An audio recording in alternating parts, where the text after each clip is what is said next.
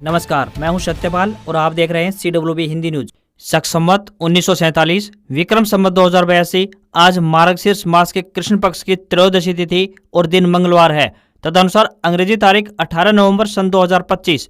त्रयोदशी तिथि सुबह 7:12 तक रहेगी। उसके उपरांत चतुर्दशी तिथि प्रारंभ हो जाएगी।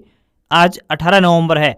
यह दिन बाल यौन शोषण, दुर्व्यवहार और हिंसा की रोकथाम और उपचार के लिए विश्व दिवस के रूप में मनाया जाता है। सबसे पहले आज की सुर्खियां। हरियाणा के इन शहरों में दर्ज हुई सीजन की सबसे ठंडी रातें। 19 नवंबर से दिखाई देगा मौसम में बदलाव। HPSC ट्रेजरी अफसर प्री परीक्षा रिजल्ट जारी।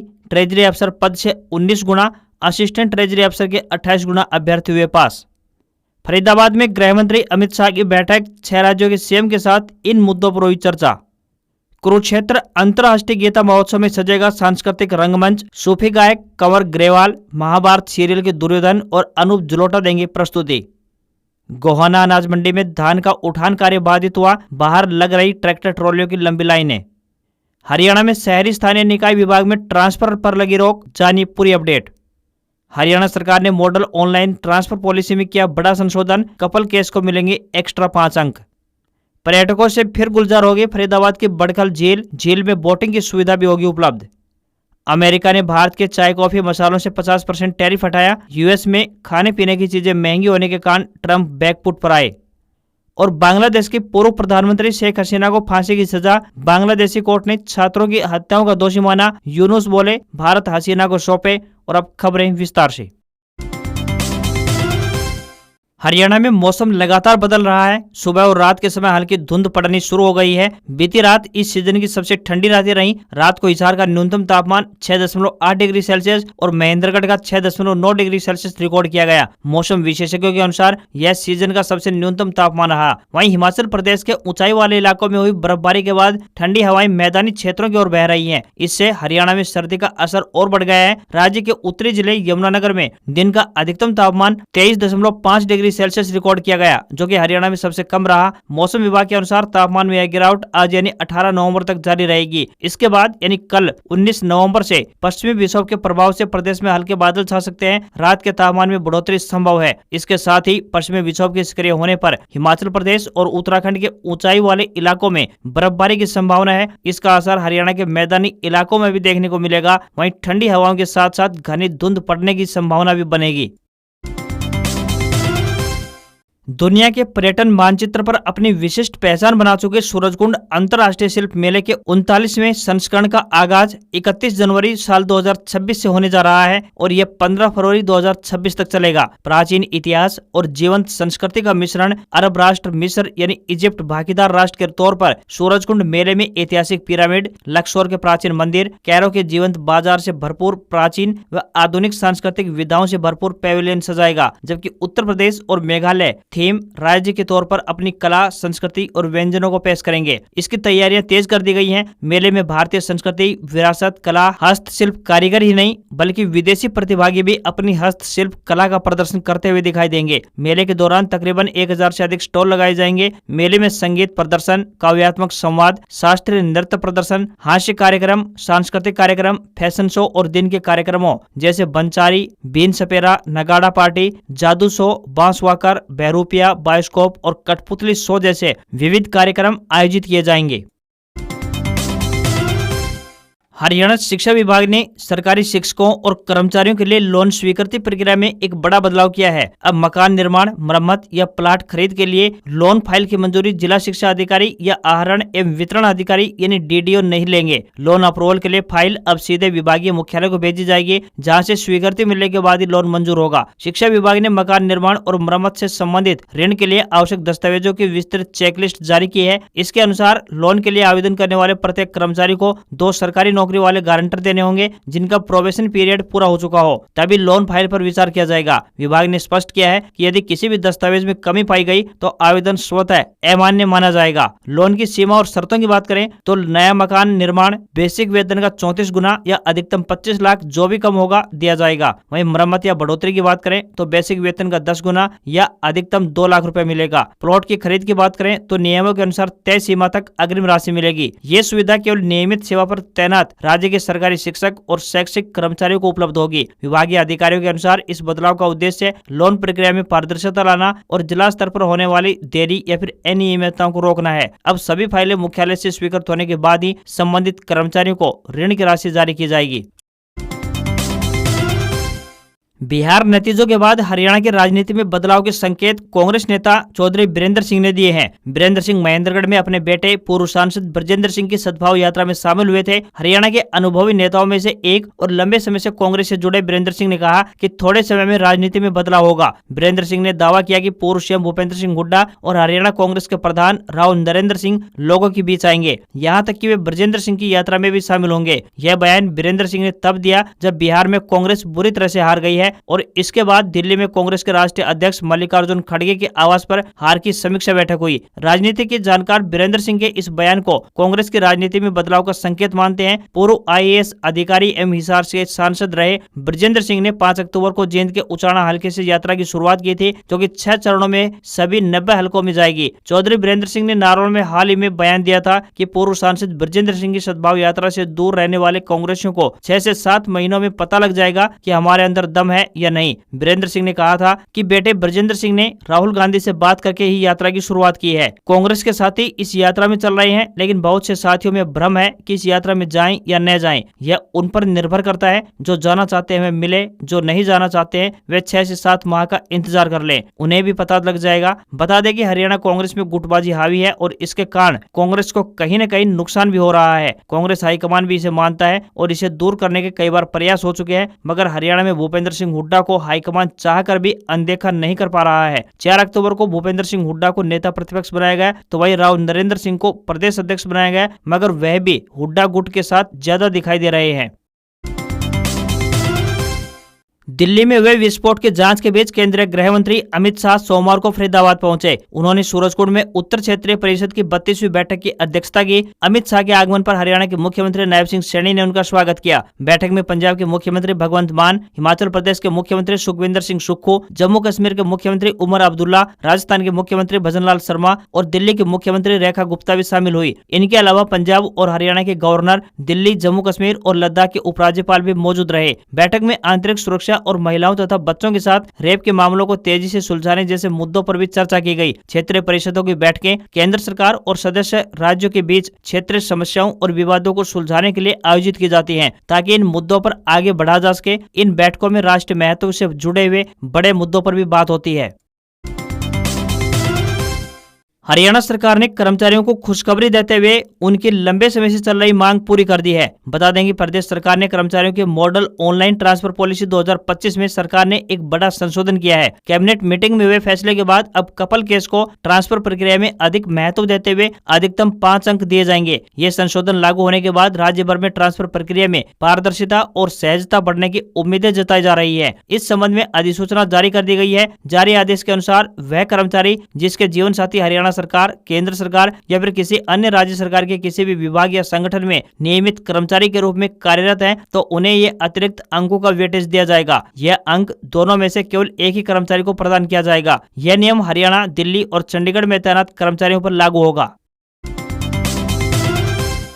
राष्ट्रीय राजधानी दिल्ली और एनसीआर क्षेत्र में पर्यटकों के लिए एक अच्छी खबर सामने आ रही है। यहाँ फरीदाबाद जिले में अरावली की पहाड़ियों में स्थित बड़खल झील ने अपना खोया हुआ सौंदर्य वापस पा लिया है। दरअसल नए साल में देश विदेश के पर्यटकों को बड़खल झील की प्राकृतिक सुंदरता देखने का मौका मिलेगा। झील में पानी पहुंच गया है, लेकिन अभी बहुत काम बाकी है। स्थानीय लोगों के साथ साथ दूसरे शहरों से भी बड़ी संख्या में लोग झील देखने पहुंच रहे हैं। वहीं झील के आसपास सौंदर्यीकरण का काम निरंतर चल रहा है। प्रवेश द्वार का कार्य भी प्रगति पर है। स्मार्ट सिटी लिमिटेड एक फूड कोर्ट बना रहा है, जहां पर्यटकों को खाने पीने के लजीज व्यंजन चखने को मिलेंगे। वहीं पार्किंग को झील से जोड़ने के लिए एक फुट ओवरब्रिज का निर्माण भी किया जा रहा है। लगभग अगले महीने तक काम पूरा होने का लक्ष्य है। काम पूरा होने के बाद झील को पर्यटकों के लिए खोल दिया जाएगा। इसके बाद झील में बोटिंग की सुविधा भी उपलब्ध होगी। यह झील एक प्रमुख पर्यटन स्थल बनेगी। पिछले कुछ सालों से बड़खल झील पूरी तरह से सूखी हुई थी, लेकिन जून 2015 में तत्कालीन मुख्यमंत्री मनोहर लाल खट्टर की विकास रैली में तत्कालीन विधायक सीमा त्रिखा ने बड़खल झील के जीर्णोद्धार करने की मांग रखी थी। तत्कालीन मुख्यमंत्री ने इस मांग को मंजूरी दे दी थी। इसके बाद प्रक्रिया शुरू हुई और काम अपने अंतिम चरण पर पहुंच गया है। स्मार्ट सिटी अधिकारियों का कहना है कि 31 दिसंबर तक बड़खल झील का कार्य पूरा कर लिया जाएगा।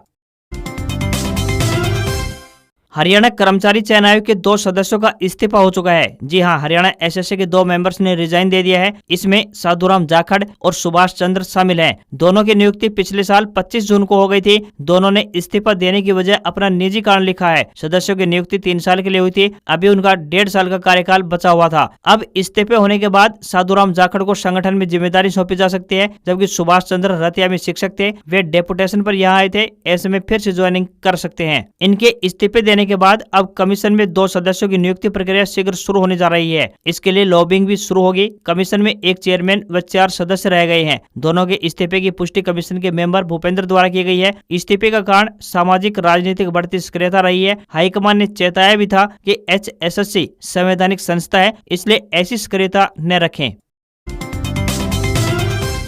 शहरी स्थानीय निकाय विभाग हरियाणा ने कर्मचारियों के तबादलों को लेकर एक बड़ा और ठोस कदम उठाया है। विभाग ने 23 मई 2025 को जारी मॉडल ऑनलाइन ट्रांसफर पॉलिसी को लागू करते हुए विभिन्न कैडरों की सूची सार्वजनिक कर दी है। साथ ही आदेश जारी करते हुए स्पष्ट किया है कि अब इन पदों पर सभी ट्रांसफर केवल ऑनलाइन प्रक्रिया द्वारा ही किए जाएंगे। इस प्रक्रिया के दौरान विभाग ने वर्तमान में चल रही सभी ट्रांसफर संबंधित गतिविधियों पर तुरंत प्रभाव से रोक लगाने के निर्देश जारी किए हैं। आदेश में कहा गया है कि नीति के अनुसार कैडरों का अंतिम चयन कर लिया गया है, जिसे सक्षम प्राधिकारी की मंजूरी भी मिल चुकी है। इन कैडरों के लिए न्यूनतम और अधिकतम कार्यकाल भी तय कर लिया गया है। गोहाना की अनाज मंडी में इन दिनों धान के उठान में आ रही लगातार बाधाओं ने किसानों और आढ़तियों की मुश्किलें बढ़ा दी हैं। प्रदेश की दूसरी सबसे बड़ी धान मंडी होने के बावजूद उठान ठप पड़ने से मंडी परिसर में अव्यवस्था बढ़ गई है और खरीद फरोख्त की प्रक्रिया प्रभावित हो रही है। इसी को लेकर किसान मार्केट कमेटी कार्यालय गोहाना में पहुंचे और उठान कार्य तेजी से करने और खरीद करने की मांग उठाई। किसान और आढ़ती लगातार उठान नहीं होने से परेशान है। धान से भरी किसानों की ट्रॉलियां रोजाना कई किलोमीटर लंबा जाम लगाकर खड़ी रहती है। प्रतिदिन तकरीबन 1 लाख टन धान मंडी में बिक्री के लिए पहुंच रहा है, लेकिन समय पर उठान नहीं हो पाने के कारण मंडी की स्थिति बिगड़ती जा रही है। मंडी में खरीदे गए धान का उठान न होने से आढ़तियों ने विरोध जताते हुए धान खरीद की बोली रोक दी है। आढ़तियों का कहना है कि जब तक मंडी से धान का समय पर उठान सुनिश्चित नहीं होता है, तब तक खरीद जारी रखना संभव नहीं है। उनका स्पष्ट कहना है कि उठान पहले, खरीद बाद में होगी। स्थिति गंभीर होती देख एसडीएम मंडी पहुंची और किसानों व आढ़तियों की समस्याएं सुनी। उन्होंने जल्द धान के नियमित उठान का उचित प्रबंध किए जाने का आश्वासन दिया।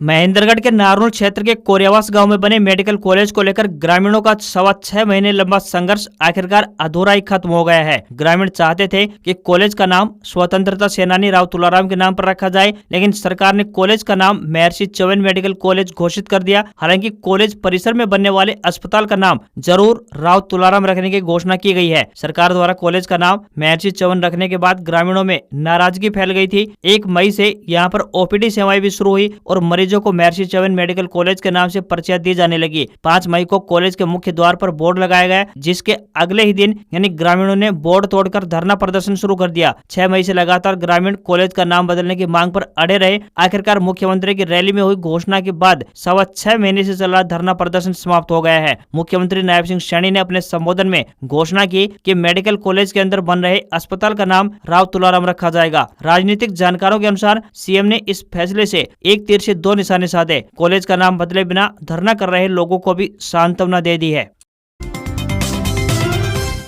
हरियाणा पुलिस विभाग पंचकुला की तरफ से स्पेशल पुलिस ऑफिसर यानी एसपीओ के पदों पर भर्ती की जा रही है। आपको बता दें कि ये भर्तियां कॉन्ट्रैक्ट आधार पर होने जा रही है। जो भी उम्मीदवार इन पदों पर आवेदन भेजने के इच्छुक हैं, वह इंटरव्यू में भाग ले सकते हैं। ये भर्ती 1 साल के लिए अनुबंध आधार पर होने जा रही है। इन पदों के लिए भारतीय सेना के भूतपूर्व सैनिक यानी सेंट्रल आर्म्ड पुलिस फोर्स यानी सीएपीएफ से सेवानिवृत्त हुए कर्मचारी, हरियाणा औद्योगिक सुरक्षा बल यानी HSISF या HAP से बर्खास्त सिपाही व वर्ष 2004 में चयनित हरियाणा सशस्त्र पुलिस के 819 सिपाही को निम्नलिखित निबंधनों तथा शर्तों पर लिया उम्मीदवार भाग ले सकते हैं। किसी भी वर्ग के उम्मीदवारों को कोई भी आवेदन शुल्क नहीं देना है। न्यूनतम आयु 25 साल और अधिकतम आयु 50 वर्ष तय की गई है। इंटरव्यू का स्थान पुलिस लाइन पंचकुला मोगीनंद रहेगा। इंटरव्यू की तिथि 28 नवंबर है। इंटरव्यू का समय सुबह 9 बजे से रहेगा। सैलरी 20,000 रुपए पर मंथ मिलेगी।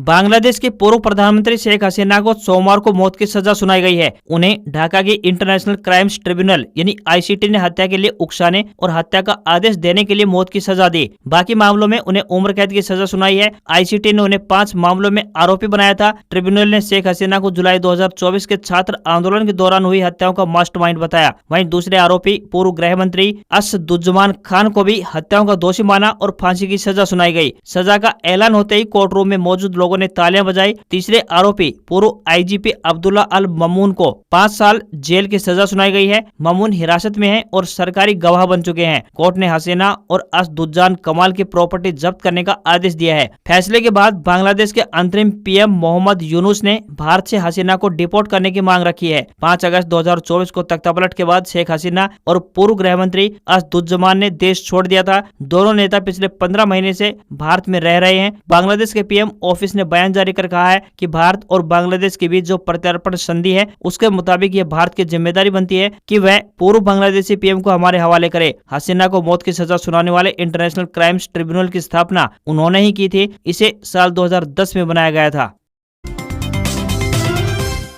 टैरिफ विवाद के बीच भारत और अमेरिका ने पहली डील साइन कर ली है। इस डील के तहत भारत अमेरिका से तकरीबन 2.2 मिलियन टन एलपीजी खरीदेगा। ये भारत की सालाना जरूरत का 10% हिस्सा है। यह डील केवल 1 साल यानी साल 2026 के लिए रहेगी। यह डील भारत की सरकारी तेल कंपनियों यानी इंडियन ऑयल कॉर्पोरेशन यानी आईओसी, भारत पेट्रोलियम कॉर्पोरेशन यानी बीपीसीएल और हिंदुस्तान पेट्रोलियम कॉर्पोरेशन यानी एचपीसीएल ने अमेरिकी एनर्जी सप्लायर्स चेवरॉन, फिलिप्स 66 और टोटल एनर्जीज ट्रेडिंग के साथ की है।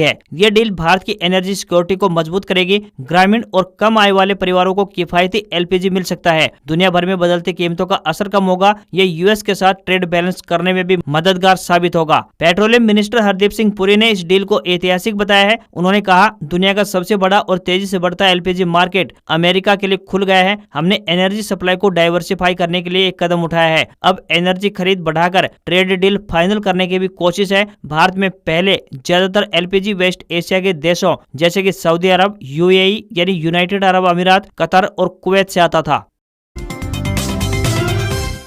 भारतीय शेयर बाजार में तेजी देखने को मिली है। सेंसेक्स 388 अंक की तेजी के साथ 84,950 के लेवल पर बंद हुआ। वहीं निफ्टी में भी 103 अंकों की बढ़त देखने को मिली और ये 26,013 के स्तर पर पहुंच गया। सेंसेक्स के 30 शेयरों में से 20 में बढ़त और 10 में गिरावट देखने को मिली। बैंकिंग, ऑटो और एनर्जी शेयर्स में ज्यादा तेजी रही। हालांकि कमजोर तिमाही नतीजों के बाद टाटा मोटर्स पैसेंजर व्हीकल्स का शेयर 4.74% गिरकर बंद हुआ। वहीं 10 ग्राम सोना 1870 रुपए गिरकर 1,22,924 के लेवल पर पहुंच गया है। वहीं चांदी की बात करें तो 4,434 रुपए गिरकर 1,54,933 रुपए प्रति किलोग्राम के स्तर पर पहुंच गई है। तो वहीं 22 कैरेट सोने का दाम 1,12,598 रुपए प्रति 10 ग्राम के स्तर पर पहुंच गया है। आज खबरों में इतना ही। देखते रहिए आपका अपना हरियाणा का सबसे बेहतरीन news channel CWB Hindi news. नमस्कार। इसी आशा के साथ आपका दिन शुभ रहे। हरियाणा में देश दुनिया की ताजा तरीन खबरों को सबसे पहले देखने के लिए चैनल को सब्सक्राइब और बेल नोटिफिकेशन को ऑन करना ना भूलें। नमस्कार।